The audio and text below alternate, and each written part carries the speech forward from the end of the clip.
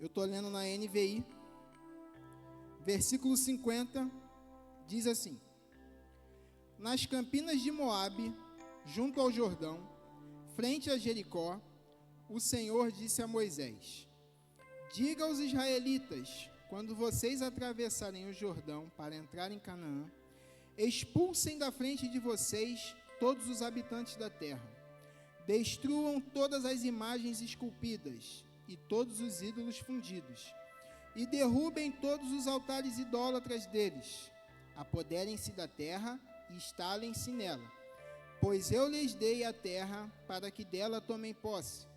Distribuam a terra por sorteio, de acordo com seus clãs. Aos clãs maiores, vocês darão uma herança maior, e aos menores, uma herança menor. Cada clã receberá a terra que lhe cair por sorte. Distribuam-na entre as tribos dos seus antepassados. Se, contudo, vocês não expulsarem os habitantes da terra, aqueles que vocês permitirem ficar se tornarão farpa em seus olhos e espinhos em suas costas. Eles lhe causarão problemas na terra em que vocês irão morar. Então farei a vocês o mesmo que planejo fazer com eles. Amém? A minha oração é que o Espírito Santo fale através de mim.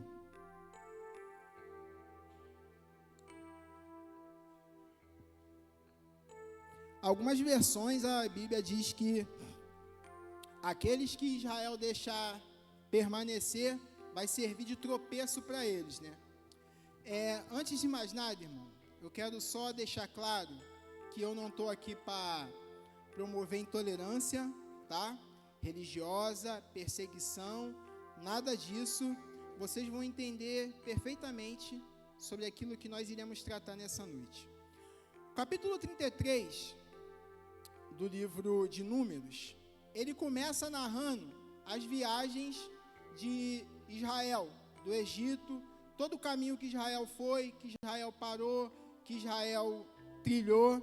E aí, quando chega no versículo 50, Deus, através de Moisés, começa a orientar o seu povo acerca da terra que eles irão tomar posse. Deus está falando, vocês vão chegar numa terra, e se vocês deixarem o povo de lá permanecer, eles vão fazer vocês tropeçar. E Deus está orientando Israel acerca do seguinte: olha, eu não estou amaldiçoando vocês, eu não vou me vingar de vocês, nada disso. É que eles vão fazer vocês tropeçarem. E a gente vê lá na frente, que lá no livro dos Juízes, a gente vê diversas vezes lá registrado: e fez Israel o que era mal aos olhos do Senhor, tudo porque não obedeceu à direção do Senhor. E aqui em Números 33, Israel já tem uma noção do povo que lá habita, até porque o 33 vem depois do 13. Em Números 13 é quando Moisés envia os espias para conferir a terra. Deus mandou espiar a terra. Aí Moisés acrescenta algo que Deus não falou. Confere o povo também. Vê se é forte, se é fraco, se é alto, se é baixo, se é muito, se é pouco. E o relato, ao invés de ser o que Deus pediu, veio o relato que Moisés pediu. E aqui, em Números 33, boa parte do povo que nasceu no Egito, que saiu, que viu as 10 pragas, que viu o mar se abrindo, que provou do maná, que viu as codornizes, comeu as codornizes, boa parte desse povo já havia morrido. Ainda não todos, mas muitos deles já tinham morrido. E Deus, através de Moisés, está orientando, presta atenção, vocês vão chegar lá, é um outro povo que a medida deles já subiu até mim, eu estou pronto para derramar minha ira sobre eles e vou usar vocês. Então, quando chegar lá, extermina todo mundo, expulsa eles de diante de vocês. Essa foi a ordem que o Senhor deu para Israel. Tudo bem até aqui? Então, a partir de agora, amados, nós iremos caminhar pelo livro de Josué, entendeu? Nós vamos trilhar um caminho pelo livro de Josué, depois a gente volta em Números 33. No capítulo 6 de Josué, Deus já, Josué 1, não precisa abrir, tá? Que vocês não vão conseguir acompanhar, eu garanto. Se tentar, não vai conseguir, entendeu? Em Josué capítulo 1, Deus fala com Josué que é para ele ser forte, corajoso, não se apartar do livro da lei. Quando chega no capítulo 6, Israel está pronto para invadir Jericó. Dá a volta, faz tudo, e Deus dá uma ordem através de Josué e dos líderes de Israel acerca do seguinte: olha, vocês vão entrar, é para destruir tudo, não é para pegar nada, salvo ouro, prata, bronze, metais preciosos, ferro, para a casa do Senhor, não é para vocês. Então a ordem para Israel é entrar em Jericó, Deus vai derrubar as muralhas, vai ir à frente de Israel, e a ordem é: elimina todo mundo e não pega nada. Se vocês pegarem, vocês se tornarão malditos. E olha que interessante, se somente um pegar, todo mundo vai ser amaldiçoado. E aí eles entram em Jericó, destrói a cidade, só que tem um camarada lá no meio, da tribo de Judá, logo da tribo de Judá, chamado Acã, que ele vê ouro, prata, capa babilônica, vai lá e pega para ele. Isso no capítulo 7 de Josué. Ele pega do anátema, ou seja, ele pega daquilo que ia servir de maldição para Israel. Ele já tinha sido avisado. Mesmo assim, ele pega e esconde. Aqui vai um aviso: desobediente é sorrateiro, tá? Desobediente não se manifesta. Mas isso é outra pregação.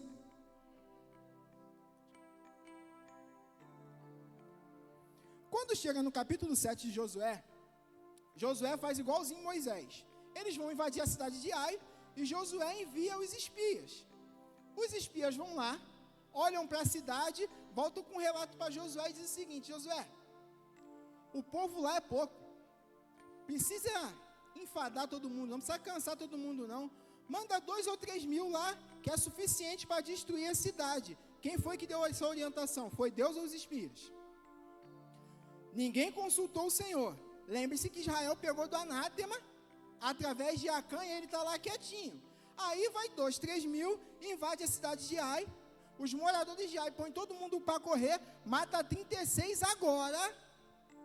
Josué vai se lamentar com o Senhor: Senhor, chegamos lá, fomos destruídos.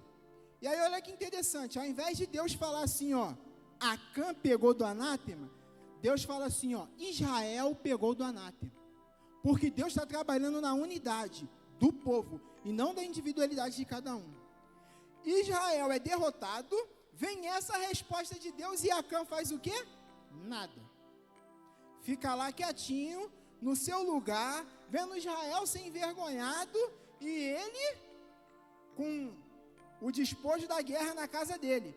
Aí Josué agora, ele tem que olhar tribo por tribo, família por família, aí por fim, ele chega em Judá, vai família por família de Judá, e quando encontra Acã, aí sim ele se manifesta. Olha, quando a gente entrou, eu vi uma capa babilônica, vi ouro, vi prata, cobicei e peguei. Pastor acabou de falar aqui no ofertório: cuidado para o teu coração não servir as riquezas. Aí para mim também, tá? Não estou te acusando não, só para nossa atenção. Acã cobiçou isso no seu coração, pegou e guardou. Ele pegou a capa, ouro, prata, vasos de ouro, levou para sua casa, certo? Aí por causa dessa brincadeirinha dele, morreu ele, os filhos, as filhas, a mulher, os bois, tudo que ele tinha foram queimados e apedrejados.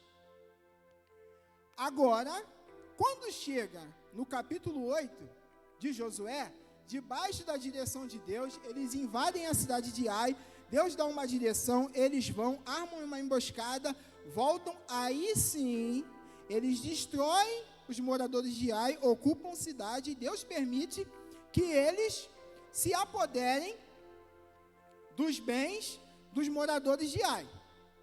No capítulo 9, os heteus, amorreus, cananeus, ferezeus, heveus, jebuseus se unem contra Israel agora. Só que os moradores de Gibeão, vendo o que Israel já tinha feito, o que eles fizeram? Eles agem de astúcia. Eles chegam lá, olha, viemos aqui fazer um tratado com vocês, um acordo de paz. Josué e os líderes de Israel falam o seguinte: por que nós vamos fazer um acordo com vocês? De onde vocês são? Eles falam assim, ó, então, a gente veio de uma terra muito longe. Pô, quando a gente saiu, nossa roupa estava direitinha, nossa sandália, nosso vinho, o nosso pão. Só que agora, ó a nossa roupa. Está toda desgastada, nossa sandália está toda ferrada. Olha o nosso pão, está bolorento, está seco. O nosso vinho está misericórdia. Aí Josué, no versículo 14, diz que eles não pediram conselho ao Senhor. Números 33, a ordem era o quê? Chegar e eliminar todo mundo. Mas agora, Josué, a liderança de Israel, está vendo aquele povo ali prostrado, quebrantado, pedindo um acordo de paz. O que Israel faz? Aceita. Eles não consultam o Senhor e eles aceitam o acordo. E aí, quando eles descobrem, eles vão cobrar os moradores e falam assim, não, pô, a gente temeu o Deus de vocês. Aí eles, para se vingar, colocaram eles como rachadores de lenha e para carregar água, ou seja, colocaram ele como trabalho forçado, colocaram ele como escravo. Só aqui um parêntese, os homens de Gibeão, eles se tornaram escravos, não quer dizer que eles eram feios. As mulheres de Gibeão se tornaram escravas, se é que vocês me entendem, elas não se tornaram feias. Eles não perderam o entendimento. Lembre-se que eles chegaram aqui de astúcia. E lembre-se que o próprio Deus falou, olha, eles vão servir de tropeço para vocês. Então, aqui, a gente já está vendo que Israel está começando o negócio e já está quebrando a orientação que o Senhor deu. E aqui daqui para frente, amados, eu vou fazer uma coisa que eu não gosto muito, que é ficar falando de erros de personagem bíblico, certo? Porque para a gente é muito fácil, que a gente já sabe o final da história. Como se a gente estivesse lá, se a gente fosse fazer diferente, né? Parece até que o nosso material é diferente deles.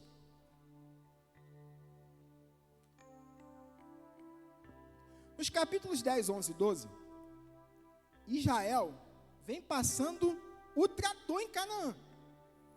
Vem destruindo todo mundo. Quando a gente chega lá no versículo 7, até o final do último versículo do capítulo 12, vem todo o registro dos reis que Josué e Israel destruíram.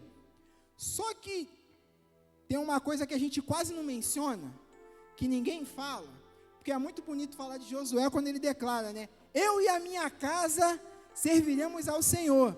Só que se Números 13 fosse obedecido à risca, Josué nunca precisaria fazer essa declaração, porque nunca haveria essa divisão.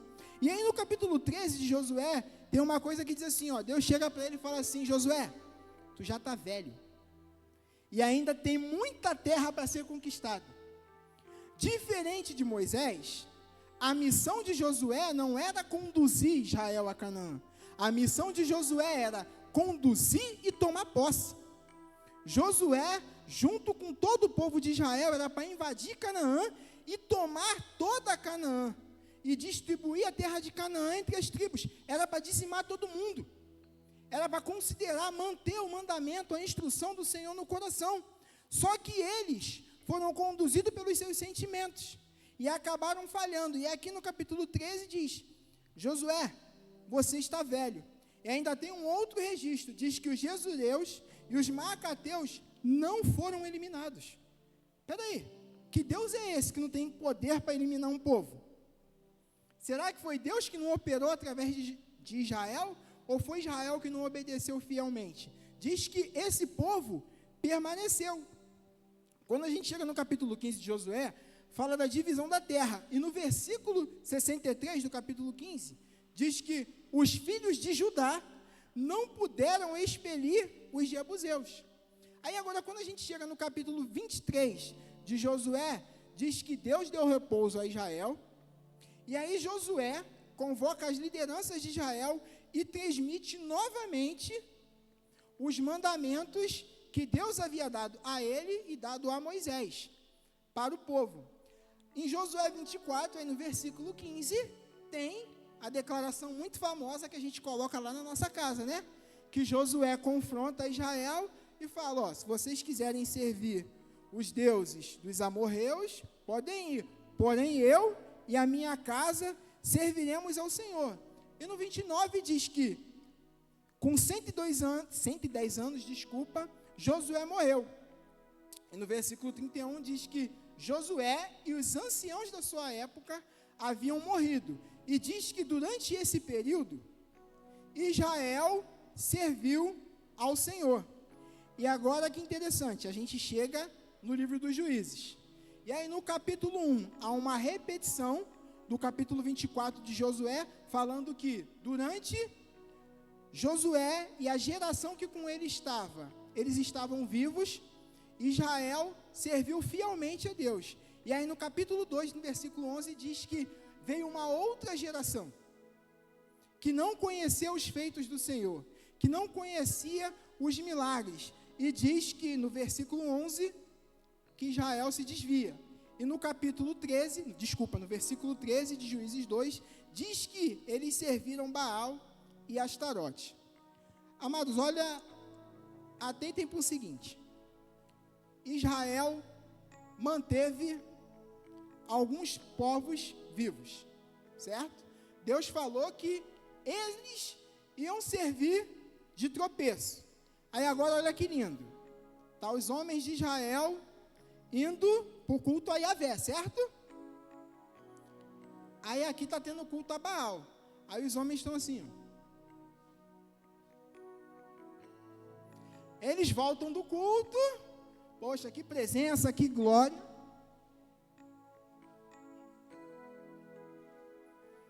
Aí estão lá os homens e as mulheres que são escravos de Israel, rachadores de lenha, que carrega água.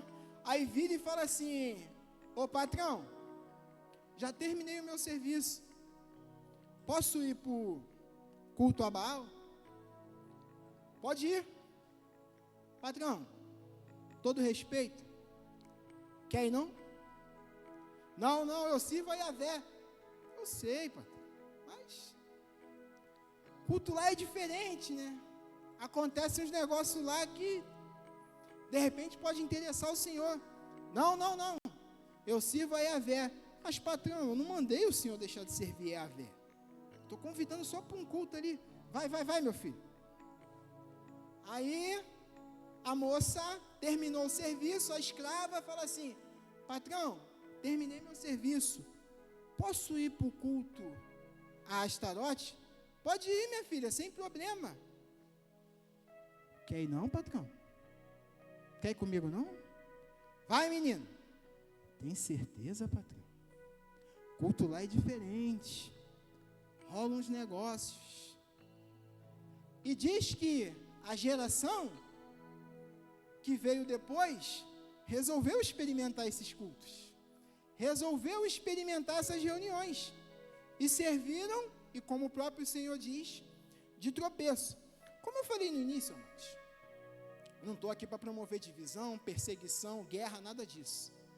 O que eu quero trazer ao coração dos irmãos é o seguinte: nós não podemos negociar com aquilo que o Senhor nos confiou. Nós não podemos negociar o mandamento do Senhor, seja por amizade, seja por parentesco, seja por bem-estar. Deus falou para você que na caminhada é para você eliminar algo, é para você matar, é para matar. Eu não estou falando de morte literal, eu estou falando de ser radical, amados. Estou falando de ser radical, seja pessoas, lugares, ambientes.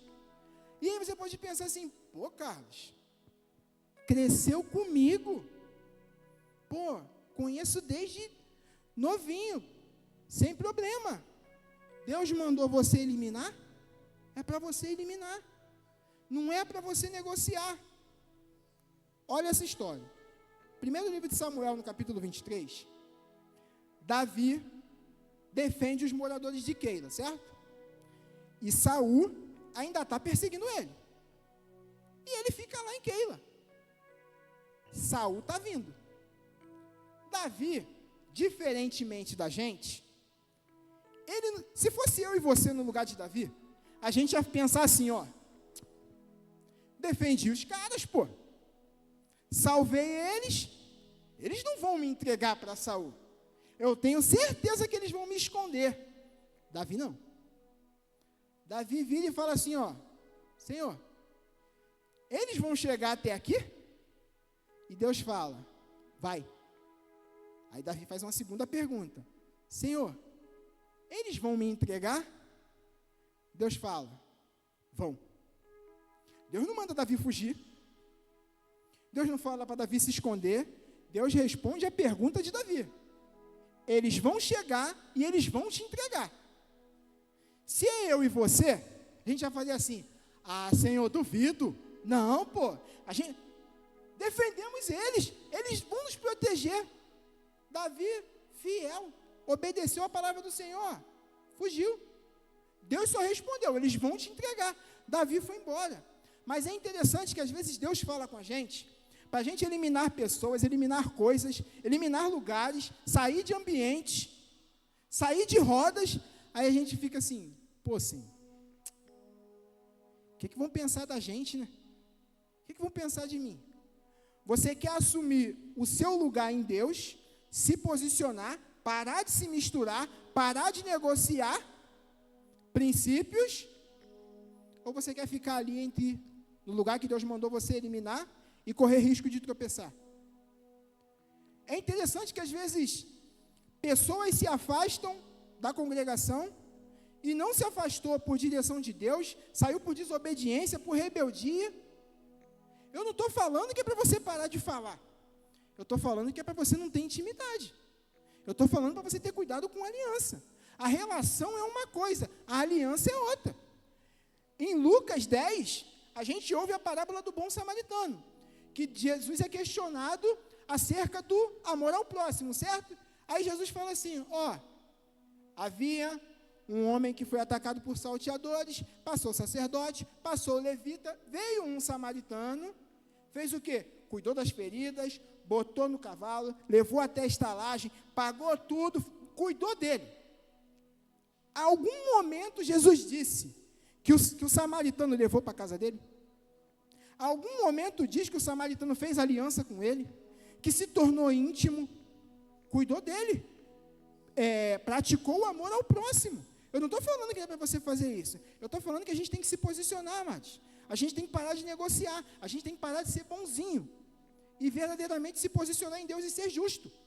Se posicionar, isso aqui está errado, isso aqui está certo. Eu não estou falando de religiosidade, eu estou falando de posicionamento. Da gente observar o mandamento e obedecer.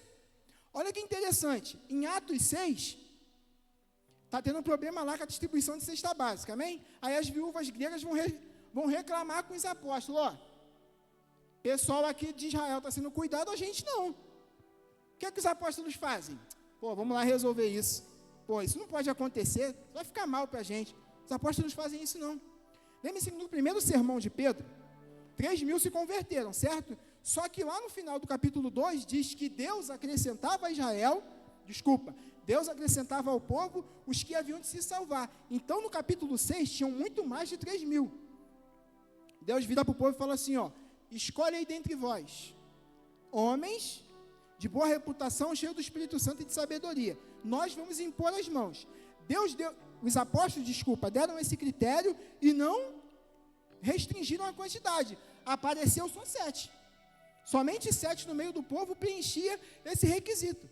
Se fosse eu e você, no lugar dos apóstolos, a gente ia fazer assim, caraca, só 7? Para cuidar desse povo todo? Não. Tem que escolher mais. Os apóstolos olharam os 7 e impuseram a mão, é isso aqui que vão cuidar. Eles não estão preocupados com a quantidade, não, estão preocupados em obedecer o Senhor. Eles não estão preocupados em negociar o princípio que a eles foram dados. Mas a gente fica assim, não, pô, a gente tem que abraçar. Quando Neemias estava reconstruindo os muros, Sanbalate, Tobias e Gésem se apresentaram.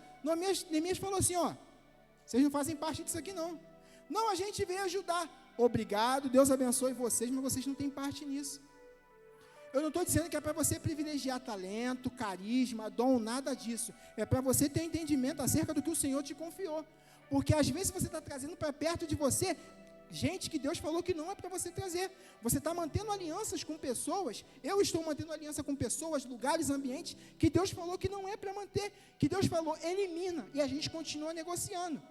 É pesado? É, mas é o princípio da palavra. Deus falou para Israel, elimina todo mundo, vai servir de tropeço, e não mudou hoje. O problema é que nós, povo de Deus, em meio à sociedade, a gente quer ser aceito, a gente quer ser bem visto, a gente não quer mais agradar o coração do Pai, a gente não quer mais caminhar em obediência à palavra, a gente quer verdadeiramente ser aceito, a gente quer ser aplaudido, a gente quer ser reconhecido, a gente não quer verdadeiramente o poder de Deus sobre a nossa vida, a gente não quer unção, a gente não quer ver a glória de Deus manifesta nas reuniões. É por isso que há divisão entre a gente, é por isso que toda hora tem escândalo, por quê? A gente quer negociar a princípio, uma hora vai servir de tropeço, gente. Eu e você não somos de ferro, nós somos feitos de carne e osso. Lembre-se, Adão e Eva foram feitos perfeitos, o homem e a mulher foi feito perfeito, seduzidos caíram, que eles se tornaram Adão e Eva depois da queda, mas é outra pregação.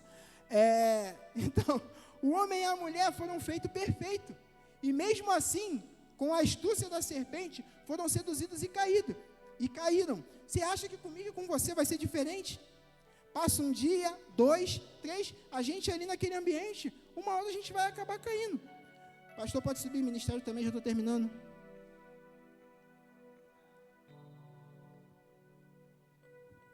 Só para vocês entenderem, um exemplo.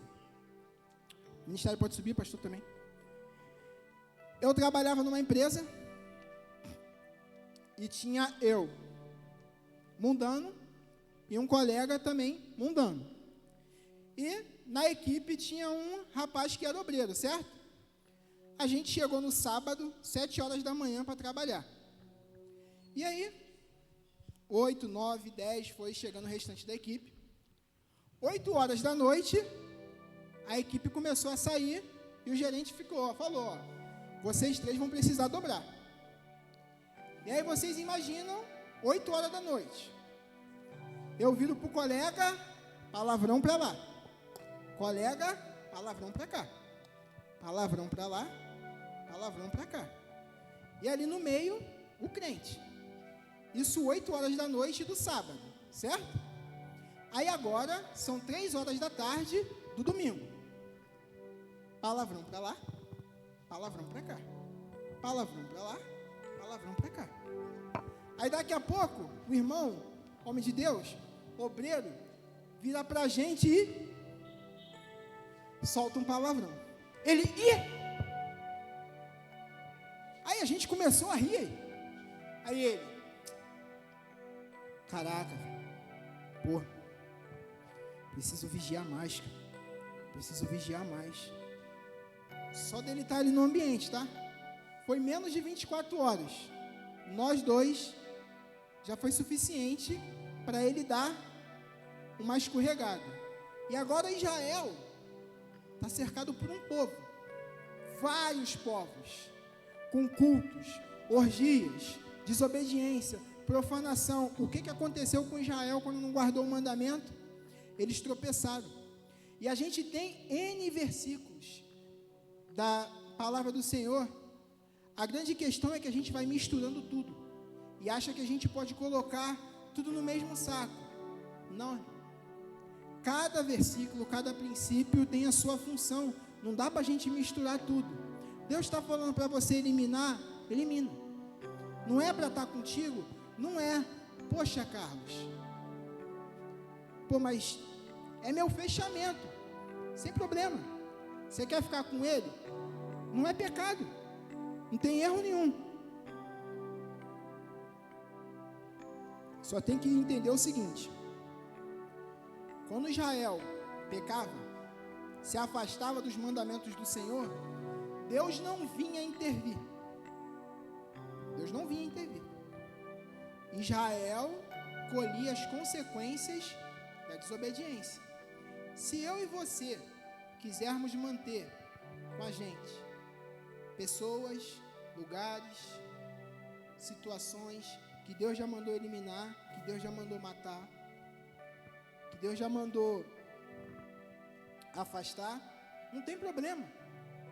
Não tem problema, a gente pode manter. A grande questão é que nós iremos colher as consequências disso. E se você olhar para a Bíblia e observar, não é muito legal. Carlos, mas Deus perdoa, Deus restaura, problema nenhum. Só que nesse perdão, nessa restauração, às vezes pode ir embora um casamento, pode ir embora um filho, pode ir embora um negócio, pode ir embora um bom emprego, pode ir embora verdadeiramente amizades, pais espirituais que estão cuidando de você, intercedendo por você, líderes que amam você, que estão cuidando de você. Deus vai restaurar? Vai. Vai perdoar? Vai. Mas a marca não vai ser apagada. A consequência não vai ser eliminada. Então, em nome de Jesus, amados, se Deus falou, assim como falou comigo, falou com você, de coisas que você tem que eliminar, não resista. Amém? Elimina. Deus abençoe a todos. Glória a Deus, dá uma salva de palmas ao Senhor.